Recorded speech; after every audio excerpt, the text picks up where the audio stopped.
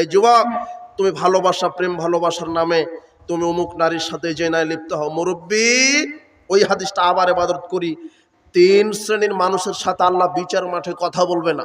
3 শ্রেণীর মানুষের সাথে আল্লাহ বিচার মাঠে রহমতের দৃষ্টিতে তাকাবেন না। 3 শ্রেণীর মানুষের পাপ আল্লাহ পরিষ্কার করবে না।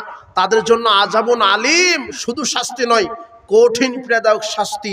তার এক হচ্ছে যারা মিথ্যা কথা বলে, 2 শাইখুন জানিন, বৃদ্ধ বয়সে যারা জেনা করে, নিজের স্ত্রী থাকার পরও যারা পরের স্ত্রীর সাথে জেনা করে, বৃদ্ধ বয়সে যারা জেনা করে, এরা হলো কবরে আগুনের চুলার ভিতরে জ্বলবে। এটা হলো কবরের শাস্তি। আর জাহান্নামে এরা জাহান্নামে লজ্জাস্থানের দুর্গন্ধে ওরা জাহান্নামে টিকতে পারবে না। 3 শ্রেণীর মানুষকে আল্লাহ কঠিন শাস্তি দিবে। যারা বিবাহের পরে জেনায় লিপ্ত হয়, যার স্বামী থাকার পরও স্ত্রী অন্য স্ত্রীর কাছে, যার স্বামী থাকার পরও অন্য পুরুষের সাথে জেনায় লিপ্ত হয়, যার স্ত্রী থাকার পরও অন্য পুরুষের সাথে জেনায় লিপ্ত হয়, এদের কবরের শাস্তি হবে, এদের জাহান্নামের শাস্তি হবে। এদের কবরে আগুনের চুলাতে আল্লাহ পুড়িয়ে দিবেন। এটা কবরের শাস্তি।